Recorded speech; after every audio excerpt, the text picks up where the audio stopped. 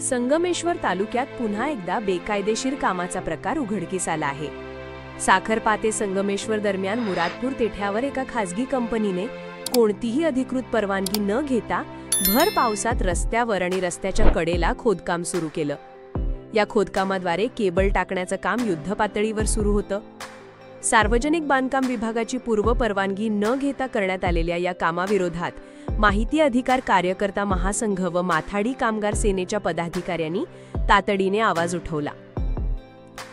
या कामाची गंभीर दखल घेत देवरुख पोलीस ठाण्याचे पोलीस निरीक्षक उदय झावरे आणि सचिन कामेरकर घटनास्थळी दाखल झाले। त्यांनी प्रत्यक्ष पाहणी करत तात्काळ काम थांबवण्याचे निर्देश दिले। याच वेळी सार्वजनिक बांधकाम उपविभाग देवरुख यांनाही याबाबत माहिती देण्यात आली।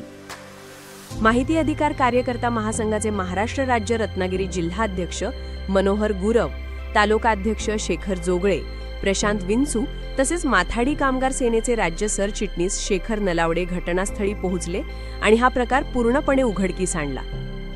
विशेष म्हणजे संबंधित खासगी कंपनीचे कोणतेही अधिकारी तिथे उपस्थित नव्हते, याकडेही उपस्थित कार्यकर्त्यांनी लक्ष वेधलं।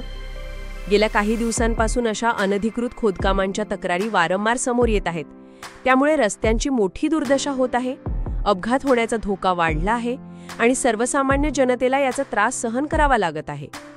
मनोहर गुरव यांनी मागणी केली आहे की संबंधित खासगी कंपनीवर त्वरित कारवाई करण्यात यावी, रस्त्याची पूर्वस्थिती तातडीने बहाल करण्यात यावी आणि पावसाळ्यात कोणतेही खोदकाम होऊ नये यावर कठोर बंदी आणण्यात यावी। या पाहणीवेळी मनोहर गुरव, शेखर जोगळे, सुनील करंडे, प्रकाश खांडेकर आणि प्रशांत उर्फ बाबू विंचू हेही उपस्थित होते। भविष्यात असे बेकायदेशीर काम थांबवण्यासाठी आणि सामान्य जनतेच्या सुरक्षेसाठी प्रशासनाने कठोर उपाययोजना कराव्यात अशीच अपेक्षा आहे। अशाच नवनवीन घडामोडी पाहण्यासाठी 24 न्यूज चॅनलला आत्ताच सबस्क्राइब करा, शेअर करा आणि बेल आयकॉनला प्रेस करायला विसरू नका।